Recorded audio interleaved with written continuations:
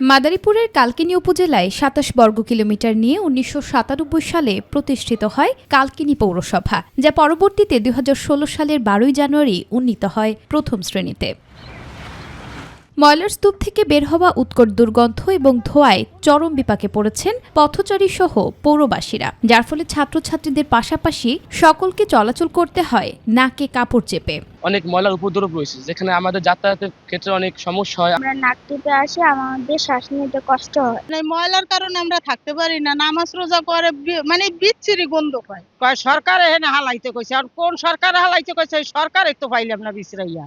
দুইটা গাড়ি আইলে রাস্তার সাইড দিয়ে মানুষ হাঁটতে না, ময়লার মধ্যে পড়িয়া যায় করে, এইটা থেকে আমরা নিষ্কৃতি চাই। ডাম্পিং স্টেশন না থাকায় অপরিকল্পিতভাবে দিনের পর দিন পৌরসভা থেকে শুরু করে বাসাবাড়ি, কারখানা ও বাজারের ময়লা ফেলা হয় দেশের অন্যতম ব্যস্ত জায়গা ঢাকা বরিশাল মহাসড়কের গোপালপুরে।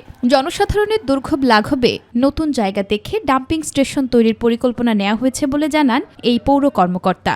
ইতিমধ্যে আমাদের যে পৌর প্রশাসক আছেন ওনাকে আমরা অনুরোধ করেছি এবং আমি প্রয়োজনে বলেছি যে আমরা প্রয়োজনের সরকারি বা খাস জমি যা আছে আমরা দেওয়ার জন্য প্রস্তুত রয়েছি। খুব শীঘ্রই চেষ্টা করতেছি যে এই ময়লাটাকে এখান থেকে স্থানান্তর করে অন্য একটা জায়গায় নিয়ে যেতে, যেখানে আসলে লোকালয় থাকবে না। খোলা স্থান এবং জনবহুল স্থানে পৌরসভার এসব ময়লা ফেলায় বাতাসে বাড়ছে জীবাণুর আধিক্য, সেই সাথে পাল্লা দিয়ে বাড়ছে স্বাস্থ্যগত ঝুঁকি।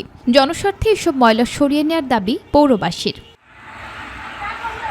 নুসরাত শারমিন, মাই টিভি নিউজ।